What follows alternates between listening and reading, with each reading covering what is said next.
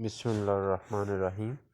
السلام علیکم اسٹوڈنٹس، آج کے لیکچر میں ہم بات کریں گے برطانیہ کے آئین کی خصوصیات کے بارے میں۔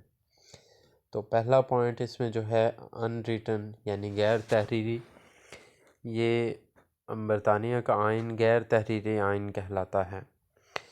وہ اس لیے کہ یہاں پہ 4 چیزیں اس میں ہیں، میں آپ کو سامنے شو کر دیتا ہوں کہ یہ آپ دیکھ رہے ہوں گے کہ یہاں پہ 4 چیزیں ہیں برطانیہ آئین میں۔ پہلی، پارلیمنٹ کے بنائے ہوئے قانون، عدالتی فیصلے اور شاہی فرامین۔ یہ 3 چیزیں تو ریٹن فارم میں ہیں، باقی جو 4تھ پوائنٹ پہ ہے روایات، یہ اصل میں ریٹن فارم میں نہیں ہے، تو اس لیے ہم کہتے ہیں کہ یہ ان ریٹن کانسٹیٹیوشن ہے، یہ لکھا ہوا آئین نہیں ہے۔ دوسرے پہ آ جائیں، بائی کیمرل لیجسلیچر 2 ایوانی مقننہ ہے۔ 2 ایوانی مقننہ کیا ہوتی ہے؟ جہاں پہ قانون ساز ادارے کے 2 ہاؤسز ہوتے ہیں، ایک اپر ہاؤس ایک لوور ہاؤس۔ جیسے میں نے آپ کو بتایا تھا، ہم جب امریکن آئین پڑھ رہے تھے تو امریکن آئین میں بھی 2 ایوانی مقننہ تھی۔ یہاں پہ house of Lords upper house ہے برطانیہ میں، اور house of Commons lower house ہے۔ تھرڈ ون ہے جی یونٹی فارم آف گورنمنٹ، وحدانی طرز حکومت۔ اس کا مطلب یہ ہے کہ یہاں پہ فیڈریشن نہیں ہے، وفاق نہیں ہے، صوبے نہیں ہیں، ایک ہی طرز حکومت ہے، سینٹرل گورنمنٹ یہاں پہ کام کرتی ہے اور پورا ملک ایک ہی گورنمنٹ کے انڈر چلتا ہے۔ 4تھ ون ہے ایوولوشنری کانسٹیٹیوشن، ارتقائی آئین۔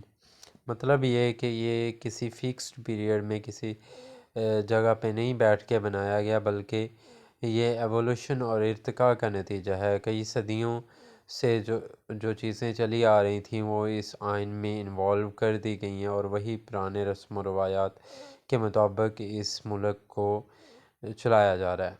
فلیکسیبل کانسٹیٹیوشن یعنی لچکدار آئین ہے یہ، یعنی اس میں ترمیم آسانی سے ہو سکتی ہے۔ میں نے آپ کو بتایا ہوا ہے کہ فلیکسیبل کیا ہوتا ہے اور ریجڈ کیا ہوتا ہے۔ استوار آئین کو ریجڈ کہتے ہیں اور فلیکسیبل کو لچکدار کہتے ہیں۔ تو برطانیہ کا آئین لچکدار آئین ہے، یعنی یہ آسانی سے اس میں چینج کیا جا سکتا ہے۔ پارلیمنٹری فارم آف گورنمنٹ، یہاں پہ پارلیمانی فارم آف گورنمنٹ ہے، یعنی وزیر اعظم اور اس کی کابینہ ہی سٹرونگ ہیں اور اسی کے انڈر کنٹرول سارے اختیارات ہیں، وہ ہیڈ آف دا گورنمنٹ کے طور پہ پرائم منسٹر کام کرتا ہے۔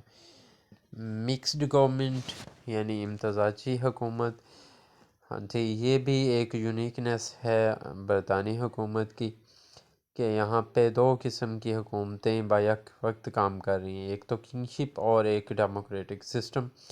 ڈیموکریٹک سسٹم اور کنگشپ بیک وقت برطانیہ میں چل رہے ہیں دونوں دو۔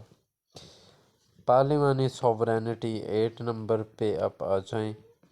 پارلیمنٹ کی حکمرانی ہے، بالادستی ہے پارلیمنٹ کی یہاں پہ، اور پارلیمنٹ ہی سوورن ہے، یعنی اقتدار اعلیٰ پارلیمنٹ کے پاس ہے۔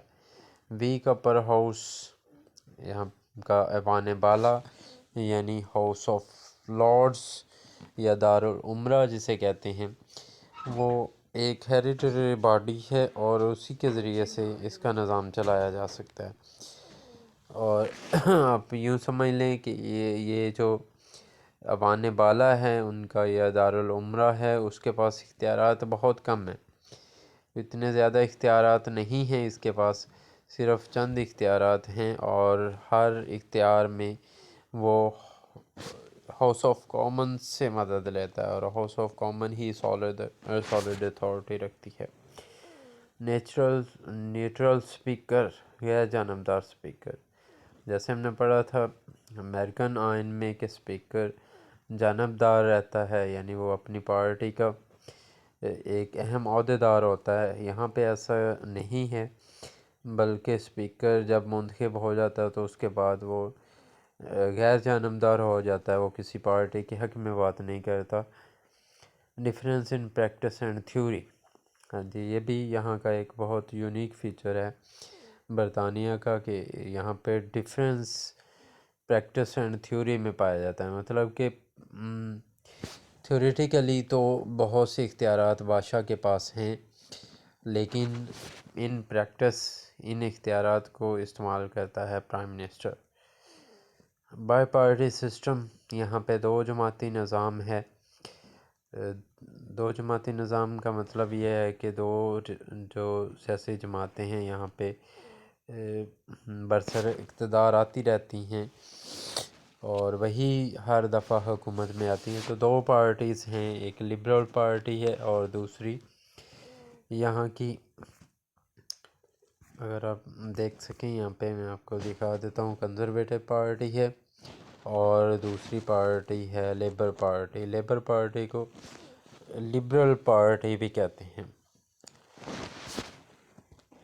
ٹھیک ہے جی، یہ تھا اس کا آج کا ہمارا ٹاپک، اور